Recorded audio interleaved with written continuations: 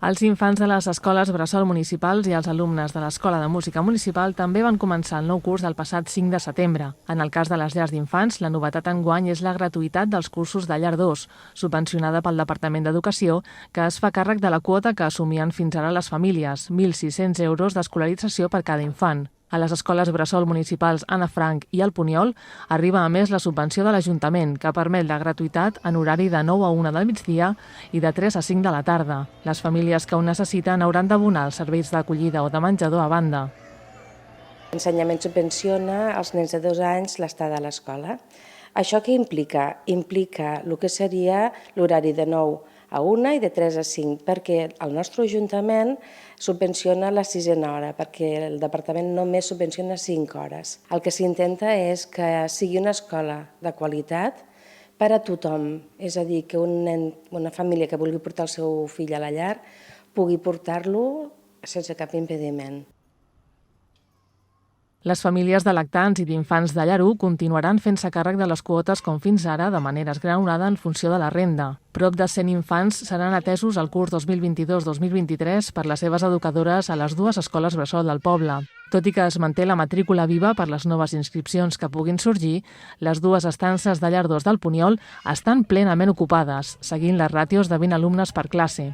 Les instal·lacions d'ambdós centres educatius estan equipades seguint el projecte de vides quotidianes, basat sobretot en el benestar dels infants, de manera que poden fer servir els espais tous de cada estança per llegir un conte o relaxar-se, pujar i baixar de les rampes i els arcs habilitats o fer servir els elements de moviment dels jardins. Les educadores fan propostes amb els materials que es troben a cada estança i acompanyen els infants en el joc, sent ells els protagonistes del seu aprenentatge, passant d'un joc guiat a un joc experimental i lliure. Una altra de les principals particularitats d'aquest nou curs és tornar a les rutines prepandèmia, centralitzant l'entrada per la porta d'accés del centre, dur a terme activitats organitzades per l'AMPA sense cap restricció, permetre les visites de familiars que poden explicar un conte o mostrar un instrument i la proposta educativa d'acostar la biblioteca a l'escola amb els infants de llar 2. Ens podem veure les cares, sobretot això, poder tornar a mirar-nos als ulls sense cap impediment.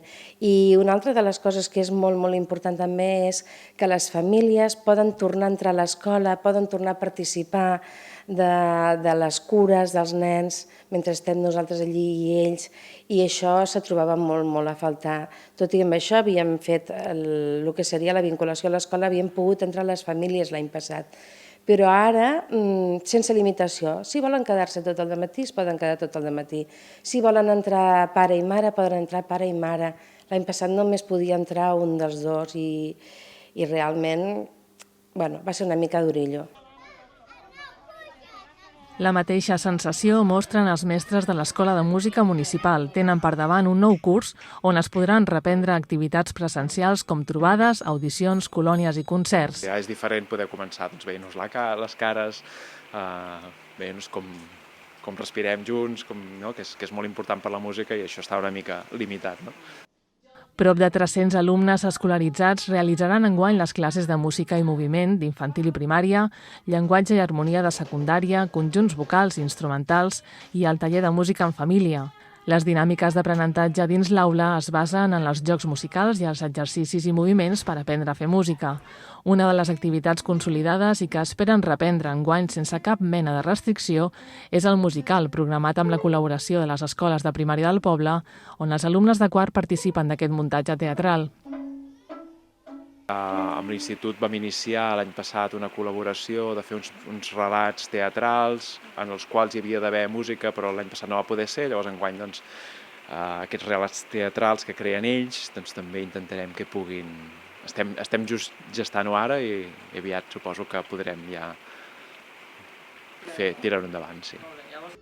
L'equip docent del centre s'està preparant també per poder participar en el 30è aniversari de l'Associació Catalana d'Escoles de Música, de la qual formen part, amb un concert al Camp de l'Espanyol a Cornellà, en companyia de més de 130 escoles catalanes.